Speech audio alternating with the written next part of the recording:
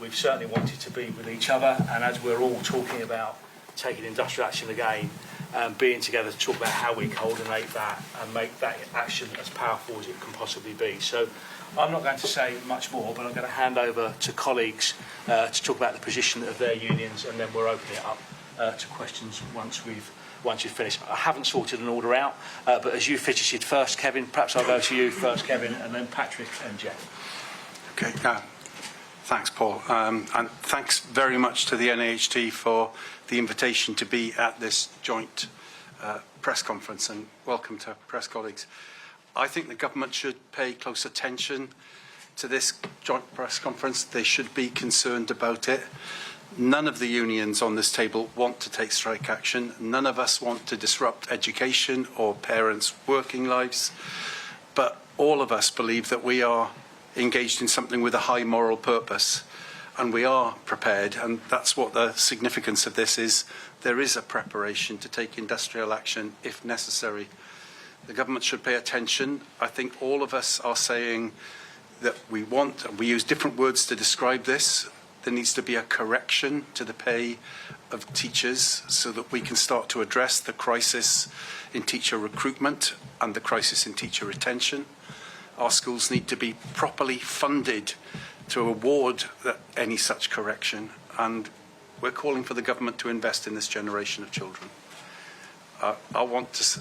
The NEU has another strike on Tuesday. We will start a reballot. The government requires reballots every 6 months, but we're in anticipation that we can coordinate action in the autumn term with other unions. And I think it's important to say to Gillian, Keegan, I'll stop with this, she can't outsource this problem to the STRB. The STRB is not an untrammelled independent process. The government appoints the members, it sets the remit, it sets the affordability limit.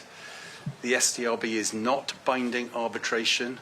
It makes a recommendation, but the Secretary of State can still vary it. And so the STRB is unlikely to be the settlement of this dispute. Only Gillian Keegan can settle it. She should be working with us now to find a solution to end the dispute.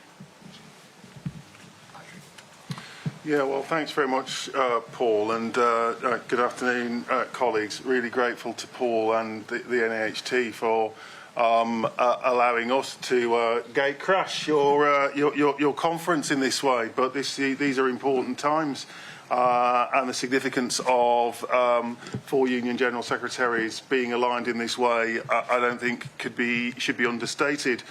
It's a real demonstration of unity on our part and determination on the part of us and our members after weeks, if not months, of stonewalling from the Secretary of State.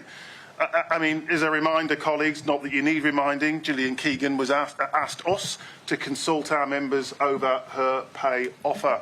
And we did that, colleagues. We did that in good faith. And our members told her what they thought of her pay offer, that it's neither fair nor reasonable. 2 words that the Secretary of State keeps on using, fair and reasonable. Neither of those. Neither does it provide for pay restoration, and since the time of our consultation with our members, and since our members emphatically rejected that pay offer, the Secretary of State has gone to ground. She's not talking to us. Yep. Now, her haste to strike a weak and underfunded deal in just 6 days has seriously backfired. Hence, we're here today. It's galvanised not just us, but actually our members, rank and file classroom teachers and school leaders, who are now going to be balloted for industrial action through our 4 unions. Now, I hear the Prime Minister is saying that unions need to negotiate.